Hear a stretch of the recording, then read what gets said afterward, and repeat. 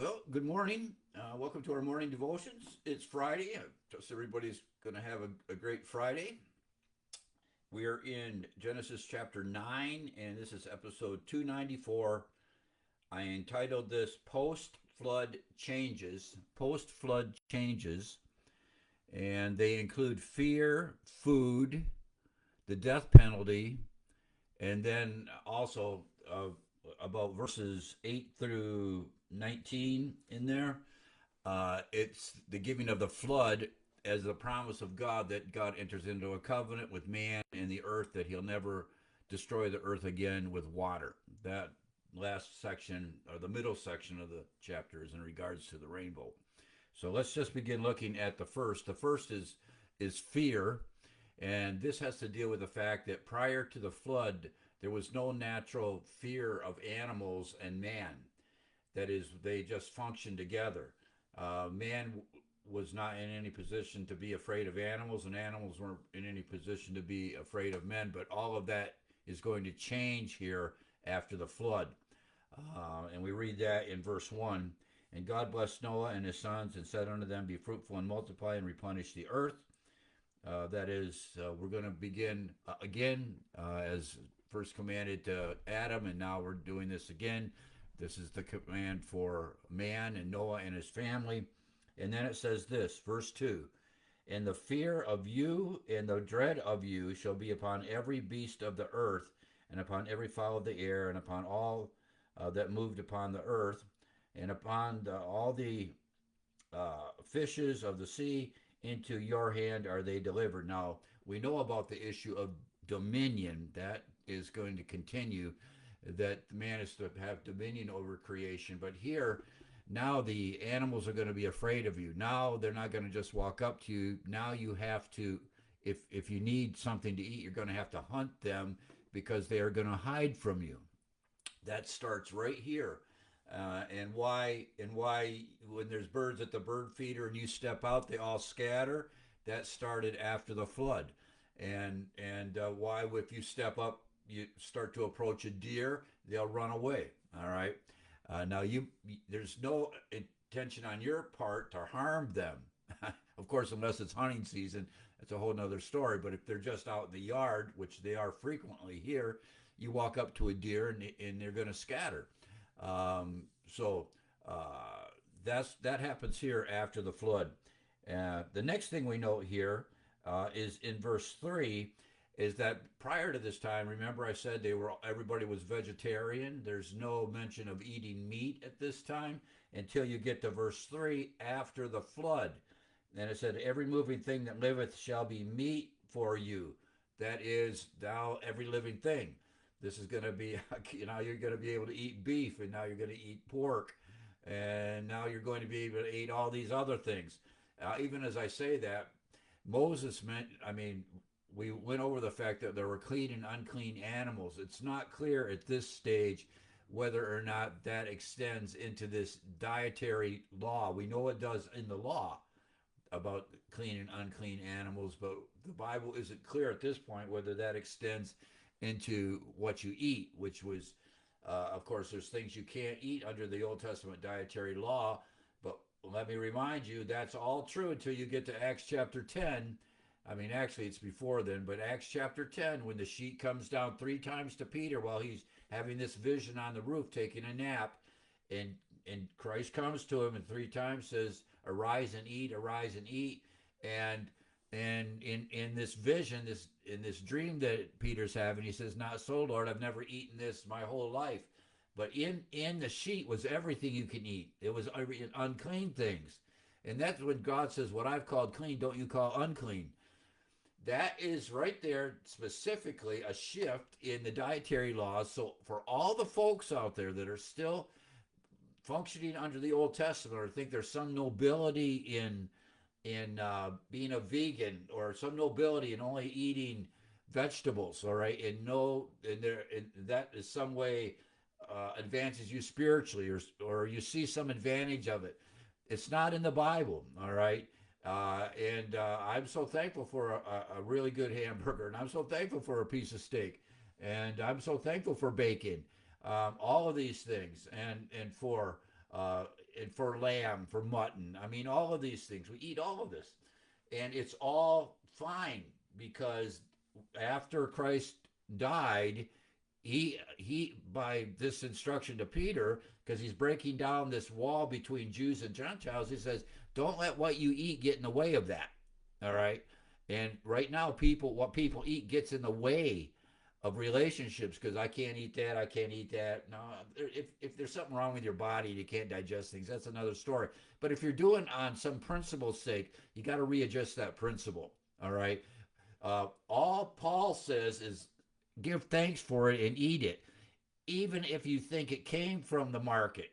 All right, where they were selling meat that had been sacrificed to idols. He said, even if that's the case, if you sit down and you look at that piece of meat on your plate, don't ask where it came from. Just give thanks and eat it. I love that passage because he said, if you ask where it came from, and they'll say it came from the shambles or from the open air market, and there's where they sold the meat that was offered to idols, then it might violate your conscience. Then you're going to have to push away from the table and say, I can't eat that. But if you don't know where it came from, your conscience can be clear and you can enjoy a good meal. All right? Because Paul says there's no such thing as an idol. So that meat offered to idols is not there's nothing there. It's just something you're adding to this meat, that it was offered to something that doesn't exist and it bothers your conscience. So now you can't eat it. It's very simple. Okay. Here he just says, it says in this passage, every moving thing that liveth shall be meat for you. That's what it is. Even as the green herb have I given you all things. Just like you were able to eat fruits and vegetables and everything before, you can eat freely of the garden except for the two trees. You can still eat all of the vegetables, and now I'm adding to your menu everything that all the creatures of the earth. You can eat all that too. That's what's here. So, first thing is fear. That changed between animals and man. The second is food. And the next thing is, this is where the death penalty is referred to in the Bible, specifically referred to in the Bible. The death penalty, that is for first degree murder, cold-blooded murder of someone else, is laid out here before there is the law. There is no law until Moses, so we're a long ways away from it. But God says in this, just after the flood to Noah, that there is a principle, and that is of the death penalty for first degree murder. And it's because man is made in the image of God. That's why those that argue for a death penalty only from societal levels can never make the case, because you have no authority to argue one way or the other, or that there should just be permanent confinement, life in prison. If it is if it's capital murder, first degree murder, the Bible says the life of the murderer must be taken from them, because what they have done is killed man or woman, which is in the image of God. And we know that's true. He's going to also say that of animals. If and we know about the animals that are spoken of in the law, that if you have an ox that gores, everybody knows it's a mean ox. All right. You kill the ox, and if everybody knows it's a bad ox, then the owner of it loses his life as well. The whole idea is you protect the integrity of man made in the image of God. That's what you have here. So this is the case. We'll read it right here. He said, but flesh with the life thereof, which is the blood thereof, shall ye not eat. And here's where, this is the first time we read this, but it's all through the Old Testament. He says the life of the flesh is in the blood. And that is what keeps us alive, is a circulatory system, which is blood that is pumping through our bodies, okay? The life of the flesh is in the blood, as the blood sends nutrients, all right, through the arteries and through the veins, back to the heart, and through the capillaries, however you want to say it, to every part of your body. It's being fed by the blood. That's it. And that's why, we want to take good care of ourselves. if this had been properly understood in ancient days, they never would have bled people. Like they thought that if they could just sever a vein and the blood would flow out of them, that that was a way to cure things, which we know now is just absolute insanity. I mean, the whole idea is you need the blood. You get a blood transfusion because you need blood to heal up. You need blood. You need strong blood. All right, and you need blood that is nutritious, that's feeding the cells. All those things. All right, and that's it's laid out right here. And so, by God's decree, the life of the flesh is in the blood. What makes you alive is your blood. He said, because of that, you don't eat this. You don't eat blood. All right.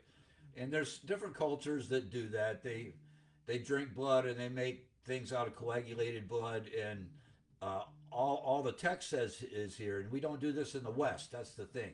These are other nations, but in the West, we don't do that. We do not eat blood.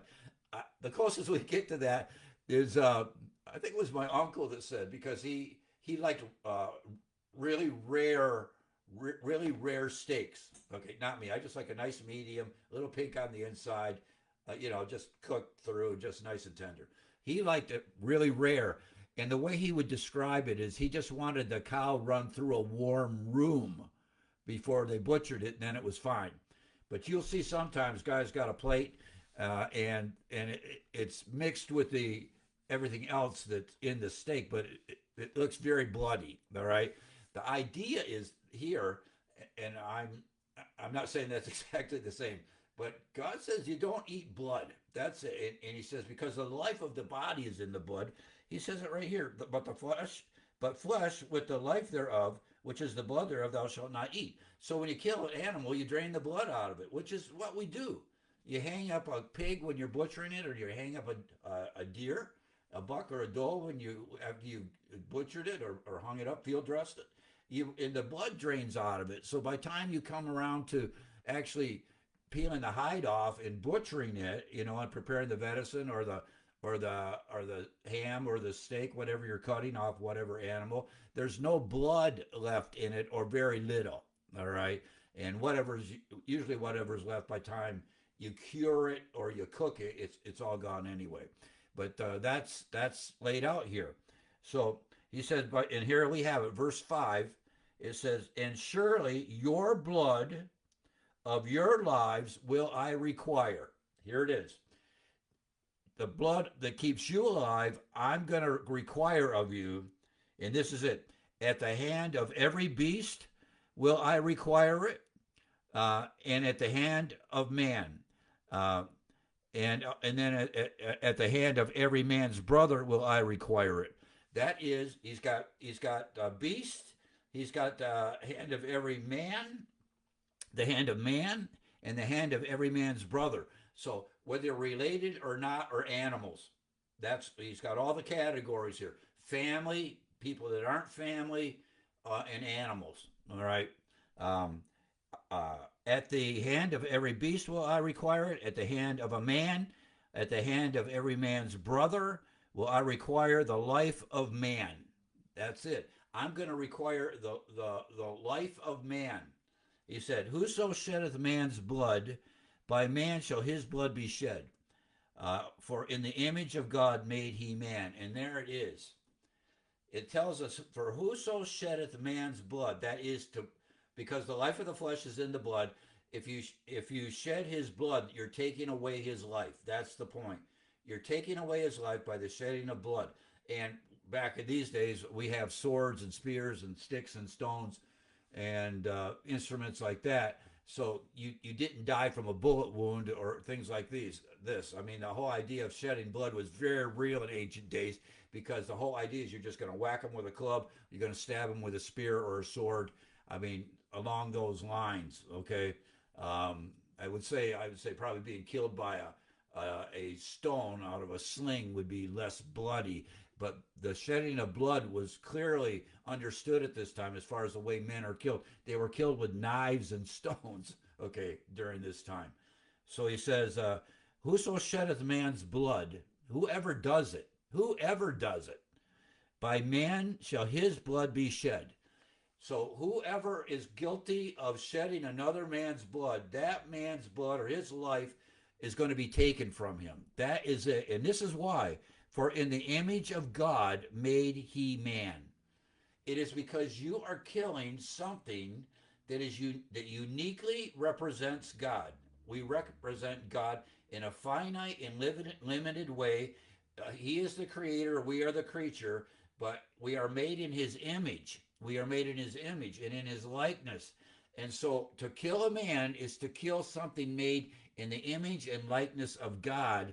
And God says, if you kill someone, if an animal kills someone that uniquely represents me, then the life of that man or woman or animal is required of them. They have to take their life for it. And that is laid out here. This has nothing, this principle is lays out the parameters for humanity. We're not, at this point, we don't have like any civil law. I mean, some might argue that this is the beginning of civil law, but we don't have the law of coming off of Mount Sinai. We have the law written on the hearts of man according to Romans chapter 2. But this is the stipulation laid out here. Now we know this is going to be refined. You're going to have the cities of refuge, and where all this can be adjudicated. But this is the ancient basis for capital punishment, and it's right here. It's before the law of Moses. It's given to mankind by God. That's the point. It precedes anything that you might say is focused on a particular group of people, like the Israelis. It's before this ever happens. At this point, all you have on the earth is the family of Noah. That's it. And while he's speaking to the family of Noah, he's giving directions on what happens if you kill something made in the image of God. So it says, whoso sheddeth man's blood, whatever it is, by man's blood, by man shall his blood be shed. That as you kill somebody, another man is going to kill you. So the whole idea is that it's going to cost you your life, okay, to deface and kill something made in the image of God. And let me just say it again. If you get away from the Bible, it's I would say it's impossible to make this case. I'd say it's the same thing is true of abortion. About if we get away from what the Bible says about the nature of man, that we are made in his image and that he knits us together in the womb, we get away from those things, and it's more difficult to make this case. I guess physiologically, defense of the abortion being murder, some guys are saying it's human sacrifice, which is what it is. That would be because we have biological truths about when life begins. But the idea that even if that's the case, that we have to preserve it, we preserve it because that little that conception, that little person in the womb is in the image of God. That's why. That's why you make that case. All right. Well, I am on. Let me just get to verse 7. And he said, "And you be fruitful and multiply, bring forth abundantly in the earth and multiply therein." And that's the first section, and that's 18 minutes, and I'll just stop there. And then the next section here is in regards to the rainbow. All right. Well, it's Friday. Have a great day, and the Lord bless you. And there's no devotions tomorrow. I'll post my Sunday message tomorrow. And Lord willing, and then I'll see you again. Lord willing, I'll see everybody on Monday. Okay. All right. Have a great day. We'll see you.